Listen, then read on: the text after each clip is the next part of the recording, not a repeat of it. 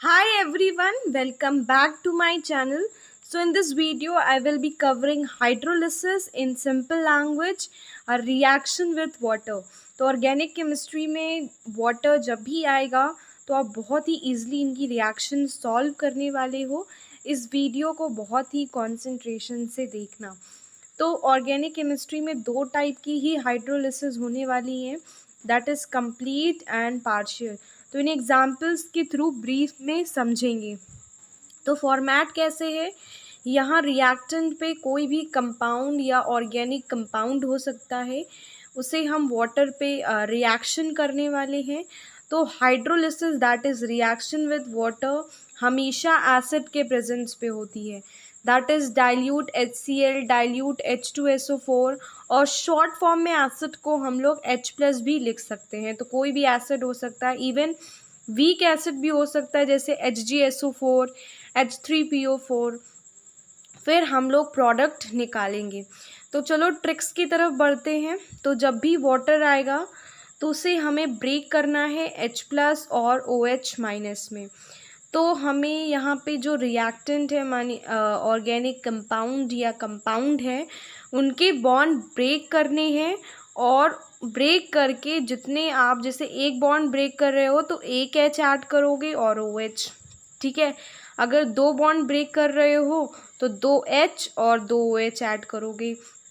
तो किस तरीके से इनका एडिशन होता है, तो जो H+ है वो जाता है negative part of the compound, जो हमारा रिएक्टेंट है उसके जब हम बॉन्ड ब्रेक करते हैं तो ऑफ कोर्स इलेक्ट्रोनेगेटिव प्रेजेंट होगा और इलेक्ट्रोपॉजिटिव प्रेजेंट होने वाला है रिएक्टेंट में।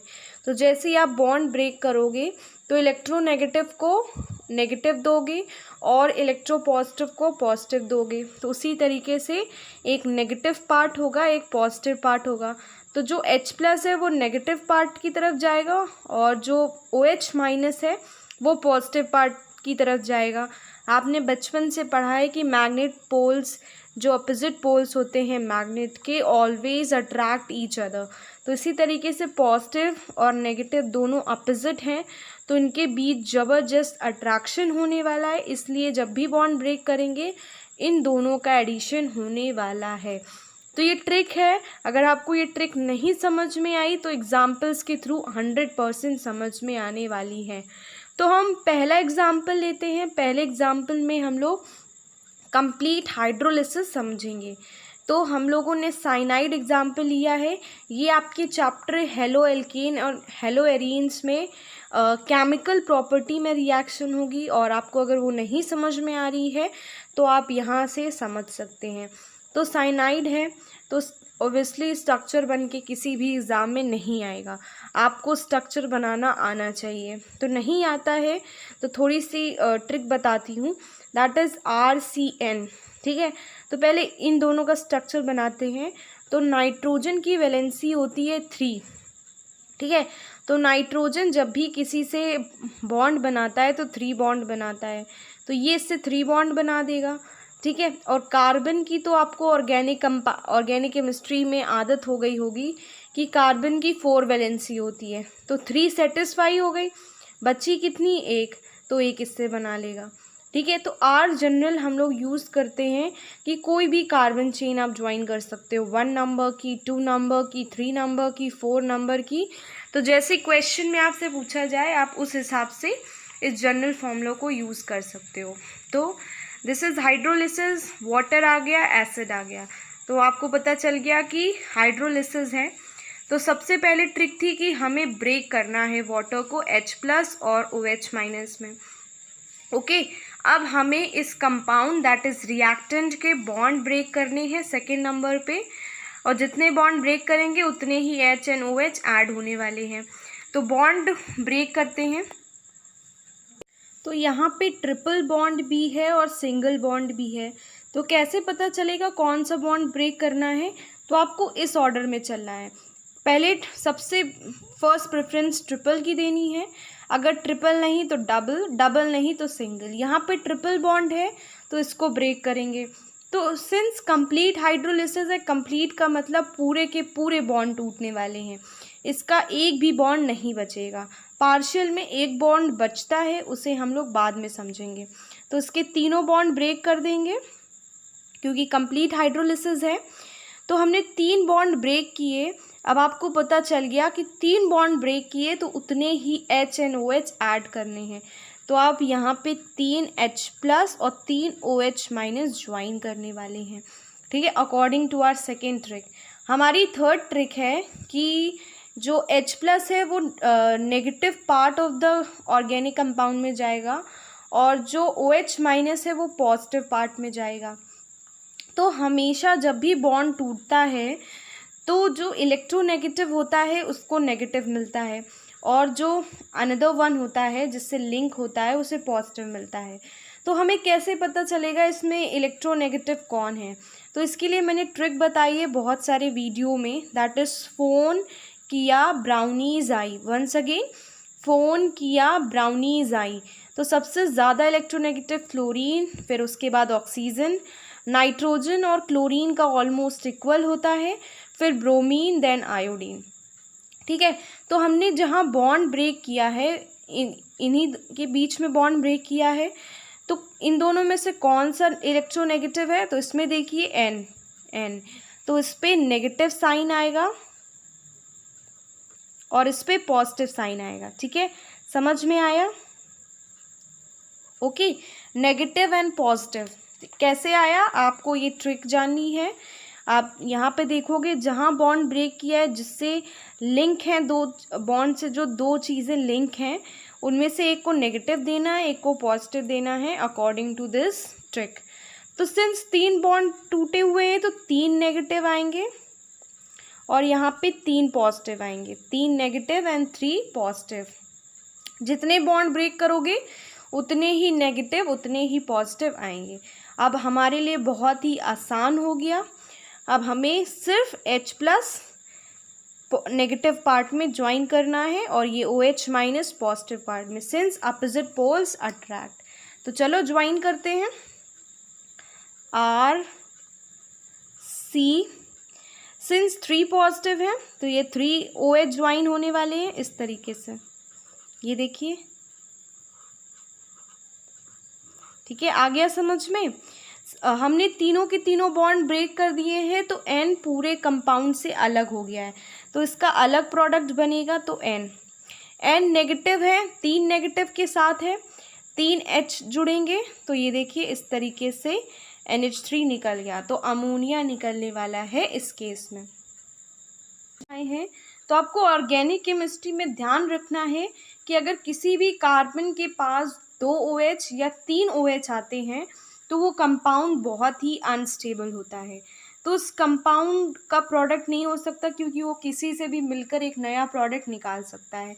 तो हमें स्टेबल प्रोडक्ट लाना है, तो स्टेबल प्रोडक्ट लाने के लिए हमें इससे वाटर निकालना है। हमेशा जब भी 2 या 2 से ज़्यादा OH आए तो आप उससे वाटर रिमूव करिएगा, आपका एक स्टेबल प्रोडक्ट निकलेगा।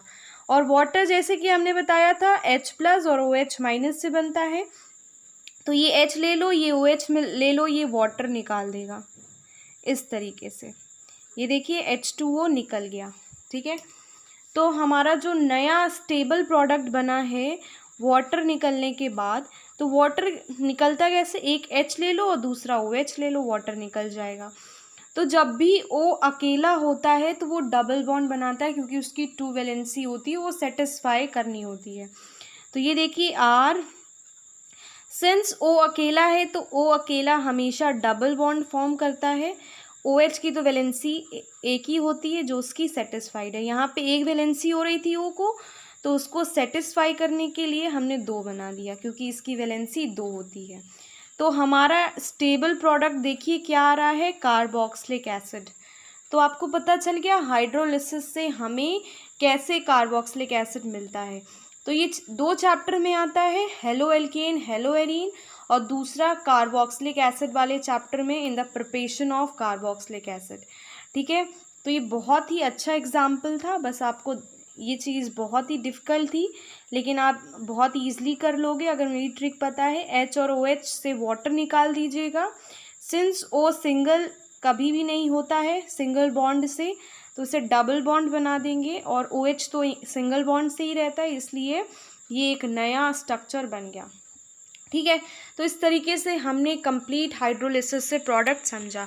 अब हम लोग पार्शियल हाइड्रोलिसिस करते हैं सेम कंपाउंड से। ठीक है, तो कोई फ़र्क नहीं है, सेम ट्रिक चलेगी, बस कंप्लीट पार्शियल में ये फ़र्क होता है कि उसमें सारे बॉन्ड टूटते हैं, इसमें उससे एक बॉन्ड कम टूटता है। ठीक है, तो सिंस हमारा सबसे पहली ट्रिक है कि वाटर को ब्रेक करना है H+ और OH- में, सबसे पहले यही काम करना है हम लोगों को। ठीक है, दूसरा काम में हमें बॉन्ड ब्रेक करने हैं। तो बॉन्ड ब्रेक करने के लिए मैंने प्रेफरेंस बताई थी कि सबसे पहले ट्रिपल बॉन्ड टूटेगा। सिंस यहाँ ट्रिपल बॉन्ड है तो उसके ट्रिपल बॉन्ड टूटेंगे, तो इसके सारे के सारे बॉन्ड नहीं टूटेंगे, क्योंकि कंप्लीट हाइड्रोलिसिस हम लोग नहीं कर रहे हैं, हम लोग पार्शियल कर रहे हैं। तो पार्शियल में 1 लेस बॉन्ड टूटता है। ठीक है, एक रहेगा, समझ में आया आप लोगों को? तो एक कम बॉन्ड तोड़िएगा। अब जैसे ही हम बॉन्ड ब्रेक करते हैं तो एक पे नेगेटिव आता है, दूसरे पे पॉजिटिव आता है। तो नेगेटिव किस पे आता है? जो इलेक्ट्रॉन नेगेटिव होता है। तो फोन किया, ब्राउनीज आई, तो N नेगेटिव आ रहा है, इलेक्ट्रोनेगेटिव आ रहा है, तो इस पर negative sign. Since 2 bond break हो रहे हैं तो इस पर 2 नेगेटिव आ रहे हैं और इस पर 2 पॉजिटिव, सिंस 2 बॉन्ड ब्रेक किए हैं। अगर 3 बॉन्ड ब्रेक करते तो 3 पॉजिटिव आते, 3 नेगेटिव आते। ठीक है, अब हमें इससे पता चल गया कि हमें 2 बॉन्ड ब्रेक किए हैं तो हमें 2 H+ और 2 OH- ऐड करने हैं। ठीक है, तो चलो ऐड करते हैं। तो ये पॉजिटिव पार्ट है तो इसमें OH- ज्वाइन होगा, अपोजिट पोल अट्रैक्ट। तो देखिए RC, तो 2 OH ज्वाइन करना है हम लोगों को। ये देखिए पॉजिटिव नेगेटिव ख़त्म हो गया। अब N अलग नहीं है, अब भी कार्बन से एक बॉन्ड जुड़ा हुआ है, तो ये देखिए N। अब इसके 2 H यहाँ पे ज्वाइन करने हैं, तो 2 - 2 + ख़त्म। ठीक है, तो इस तरीके से हमारा ये प्रोडक्ट निकल गया। तो पिछले प्रीवियस एग्जाम्पल में मैंने बताया था कि किसी भी कार्बन में 2 OH या 3 OH आ जाते हैं तो वो सबसे अनस्टेबल कंडीशन मानी जाती है। तो ये अनस्टेबल प्रोडक्ट है, तो इससे स्टेबल प्रोडक्ट बनाना है। तो स्टेबल प्रोडक्ट बनाने के लिए हम इससे वाटर निकालेंगे। तो वाटर कैसे निकलेगा? एक H लेना है और दूसरे से OH लेना है। ये देखिए, एक H लिया, दूसरे से OH लिया, हमारा वाटर निकल गया। ठीक है, ओके। तो हम लोग इसका स्टेबल प्रोडक्ट बनाते हैं। तो RC, सिंस O अकेला बचा है तो O जब भी अकेला बचेगा तो उसको डबल बॉन्ड O से ज्वाइन कर देना है, डबल बॉन्ड से ज्वाइन कर देना है। ठीक है, तो ये हमारा बन गया अमाइड। ठीक है, तो 2 अलग अलग प्रोडक्ट बने, एक में कार्बोक्सिलिक एसिड, एक में अमाइड। तो जब भी कन्वर्जन्स में आपका ये क्वेश्चन आएगा तो आप साइनाइड से 2 प्रोडक्ट फॉर्म कर सकते हो। तो बहुत ही अच्छे से समझाया है, इसे बार बार देखिएगा, आपको फर्स्ट ऑफ क्लास समझ में आने वाला है।